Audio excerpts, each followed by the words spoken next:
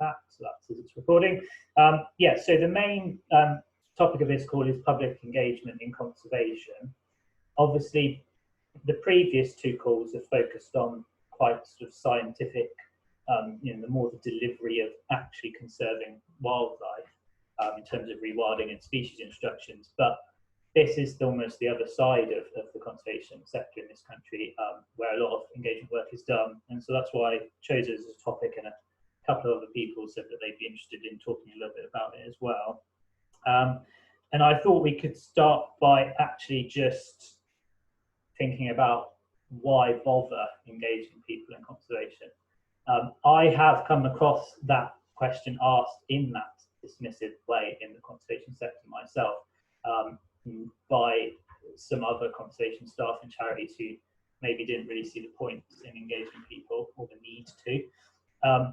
And so I thought that would be a good place to start to explore why we should bother engaging people. So does anyone want to kick off on that point?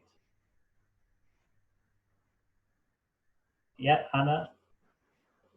I think for me, the most important reason, if I'm being kind of just logical about this, rather than the fact that, people should enjoy nature and people should care about it fundamentally because it's the right thing to do. But when it comes to actually driving change, for example, the Environment Bill, getting people to write in to support the Wildlife Trust campaign for the wilder future, helping charities actually deliver better things for the environment, the more and more people know about it, the better these campaigns are. And so when it comes to working with the government, driving actual legislative change, without people's support, we won't get there. So for me, for a very practical point of view, rather than just sheer people should care for nature, that's, I think, my main driver. Cool, thank you. Yeah, I think that's definitely a key point and a good place to start. Does anyone else have any other reasons why they think we should engage people? Elliot?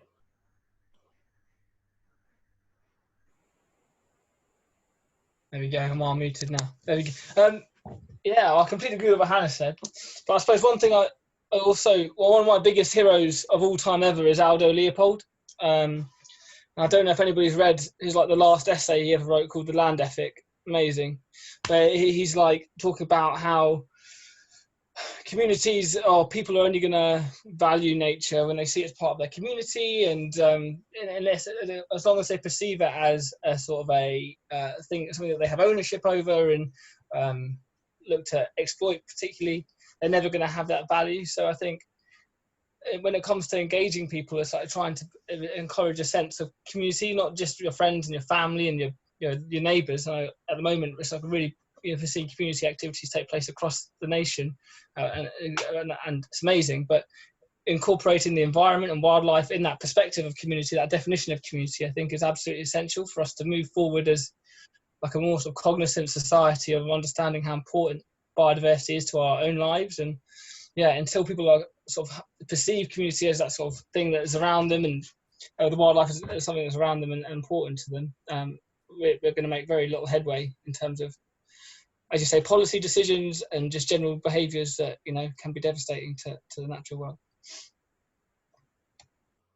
Yeah, I do agree with that. Although it's interesting because I do believe completely in community engagement and conservation. I've worked on several community engagement projects, but I hear that point given quite a lot, that we have to engage people to get change to happen. But the problem I see is sometimes change still doesn't happen. Not necessarily people's behaviours, although that is quite a difficult thing to get to happen as well, behavioural change. But in terms of maybe what Hannah was saying, getting people to write to MPs and getting political change doesn't seem to follow, because some of those more powerful interests can just still ignore what people might be calling for.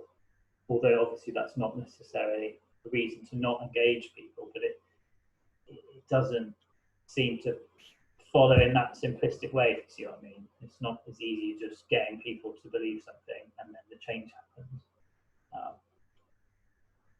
Pete? Good. Sorry.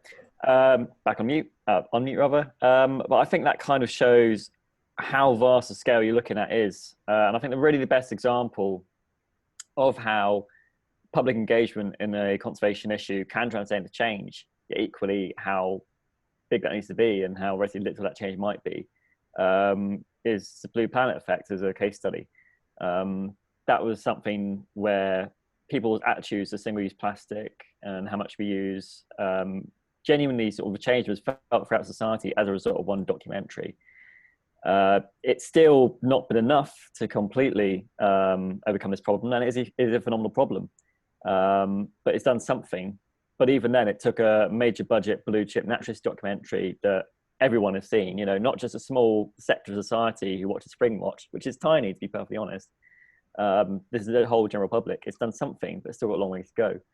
And it just shows that A, it's a big scale you're looking at, and B, it means you need to engage very differently, I think, if you want to get change of that kind. Yeah, no, great. Sorry, I'm also taking notes. That's why I keep looking down. I'm not ignoring people. Yeah, I definitely agree with that. And that is a good point that we will probably come on to later into the different methods of engaging people and the outcomes they might get. Nick, you put your hand up there. Yeah, I was just going to say with the Blue Planet thing, I think it was definitely amazing, and it really did make a difference to how people view single-use plastics. But I think in a way, it's that kind of thing is suited to tackling those problems, which it's quite an easy behavior change, I think, for people. I think kind of not using plastic bag, not using a straw is pretty, compared to some of the things that we need to be doing, is probably a pretty easy change.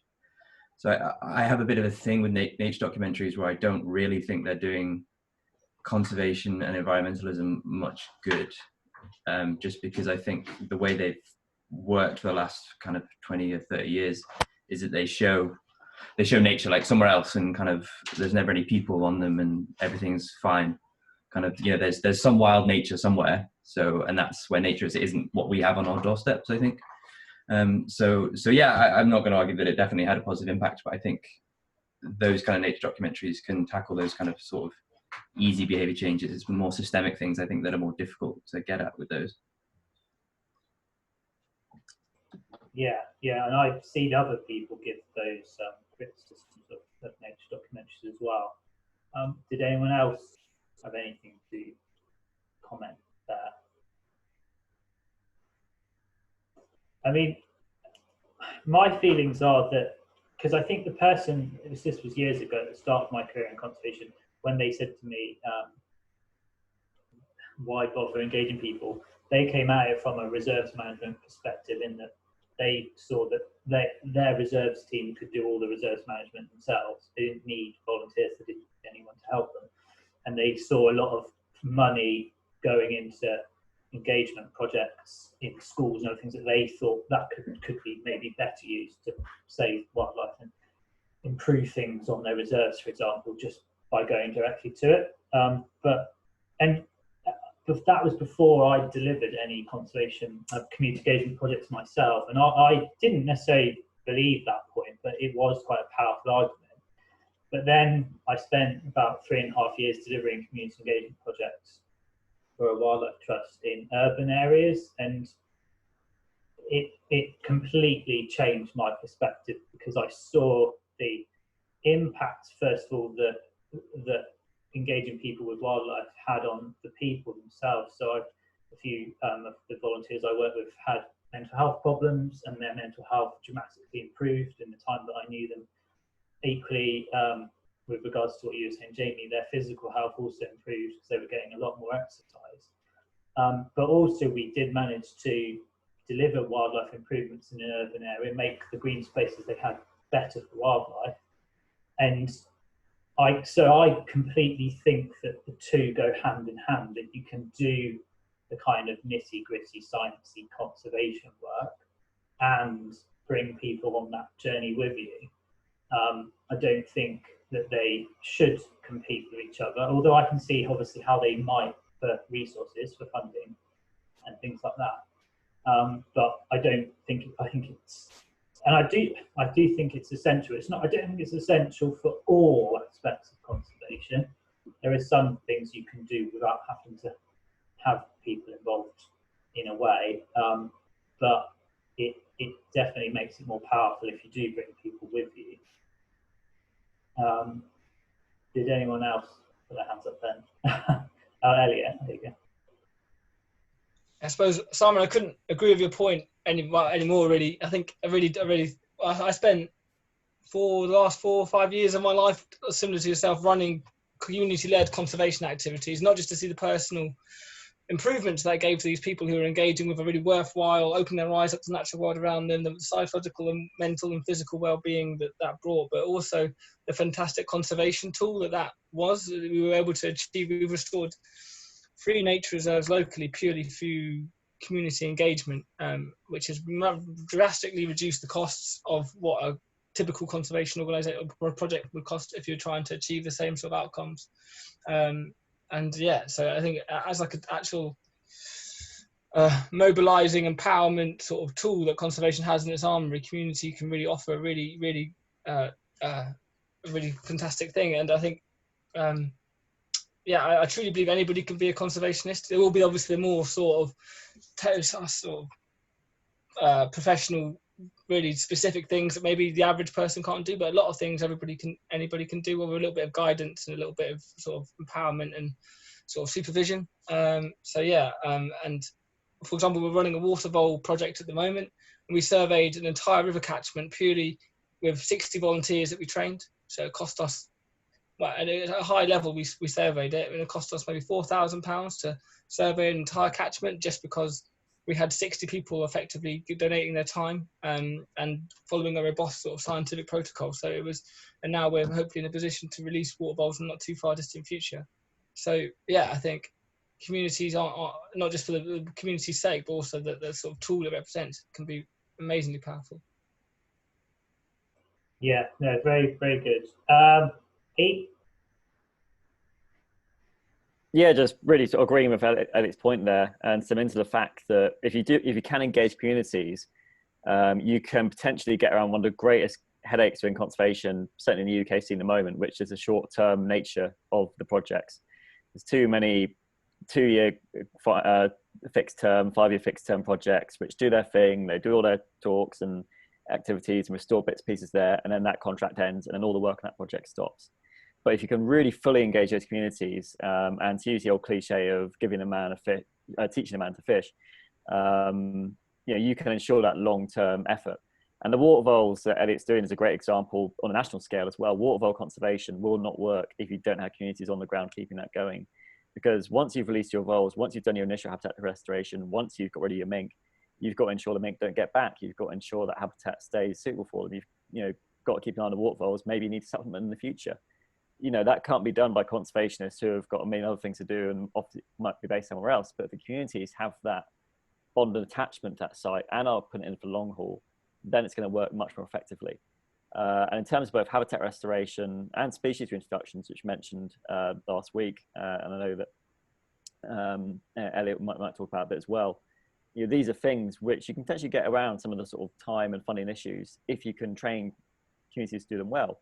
It may require stepping in every now and then to refresh, obviously, and keep an eye on things. But on the whole, you can create a whole new wave of responsibility that brings people closer to nature and will engage in much more conservation as a result.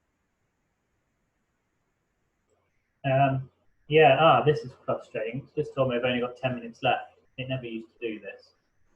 They must have re-put the limit back on.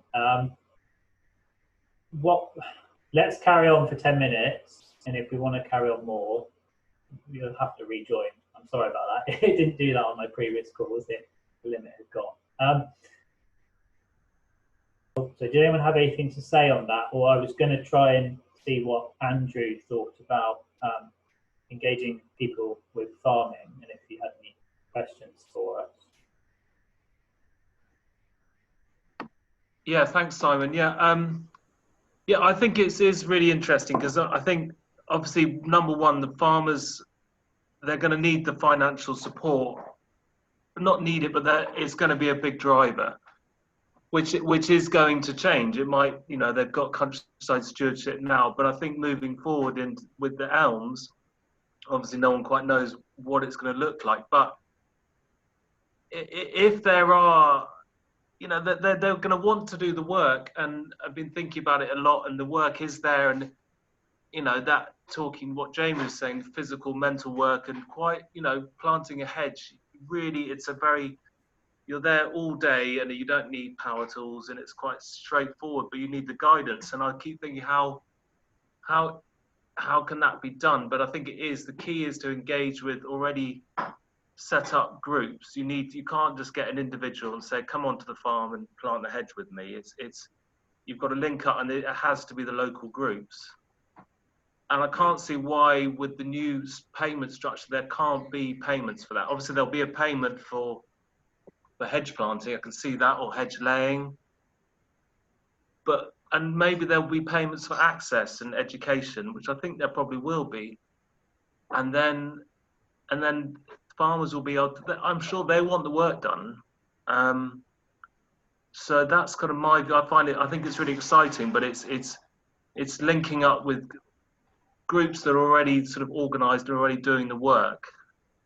And it really excites me about, you know, we're close to a town, and I'm really interested in the fitness and the mental health and the obesity and all the stress levels. I think that's a really interesting link, because you can then save the Treasury going to be looking at this and say, well, if we can save a bit of money from the NHS and cut some of what the NHS are dealing with, then, but it is, you know, it's a big, wishy, dreamy picture of it, but then there is so much work to be done on farms, you know, quite simple work, conservation work, but you do need professionals like yourselves to guide it and run it. But it can be quite, I think you can have quite mass engagement. That's kind of my basic view of it. Yeah, no, thank you. It's really interesting, because I think that there are a lot of things happening right now that they all just need to be joined up. In terms of what you're saying, that there's a lot of work going on for social prescribing, where, for those of you who don't know what that is, it's where GP surgeries and other health providers will be able to prescribe some form of activity to people that they know helps their mental or physical health, such as outdoor exercise. And there'll be social prescribing coordinators who will understand all of the activities that are available in their local area, which could be conservation and volunteering opportunities. And they can then signpost people from the doctor's surgeries to those activities. But it just needs to be linked up, because like you said, Andrew, I think that there are also quite a few farmers who would gladly accept people coming to help them planting a new hedge, for example. Similarly, there's a lot of conservation organisations that have a lot of volunteers already who would probably love to go and survey farms for wildlife or do some habitat management, but it's just joining the dots. And I think that's often another thing that we're not that great at in this country, in the conservation sector, is joining a lot of our work up. There's a lot of things going on whereby if it was linked better, there could be much bigger outcomes. And definitely, the previous project I just finished, we worked on lots of farms with volunteers doing conservation work for butterflies. But it's just, from the farmer's perspective, I guess it's trying to find out who those groups are. It's probably quite difficult for you to know who to contact and what projects are running. Often your local wildlife trust is a good one, because they should have some awareness of all the things that are going on in their county. But yeah, I do think I've seen other farmers on Twitter saying the same as you, that they'd be happy to have people come on their land, but they just don't really know how to get people to come.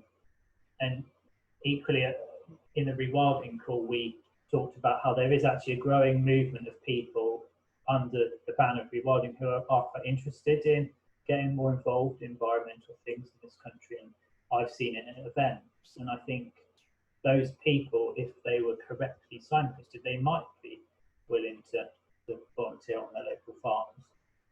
It's just how do you do that? You know, who coordinates it? Jamie, we've got 4 minutes left. There are two things really. There's the field of health economics, which is kind of putting a value, unfortunately a financial value. And I work with somebody called Marcus Springman, who's the guy that took all that flack for saying you shouldn't eat beef, and everyone hate mailed him for a while. But he said ultimately this is going to save you years of your life over the population and the government lots and lots of money. So that's one thing. And the other thing, I think, if there's money in it, it needs to be based around outreach. And I think the conservation groups are amazing, but they're typically only reaching those people that are kind of partially engaged already and extending. And the thing with physical activity is the intransigence of inactivity. So if you do a population-based intervention, then you make, I don't want to be typecast here, but the white middle class become ever so slightly more active than they were, and they keep a plastic bag. But the people who don't engage with that still don't engage with that. So I would say if you're looking to a real health boom or a health bang for buck, you really need to be targeting how are we going to get the inactive people out of the house and outdoors. Because to my mind, if you're out, the minute you leave your front door, you're an active person. The minute you stay in your house, you're not. And I think boiling it down to simple messages like that, and then showing people how you can empower them to do that, that would be a really powerful thing to do. Yeah, no, that's some very good points. Nick, I know you wanted to say something, but we've only got 2.5 minutes. So if you're all happy, if I just end this call and you will call back in, I know that's a bit annoying, but that's the only way I can do it at the moment. And then we'll start with you, Nick, when you all come back in. Is that all right? Yeah, cool. Yeah. Just the same code? Yeah, it's all the same. Cool. Cool. Sorry about this. Thank you. I'll see you in a sec.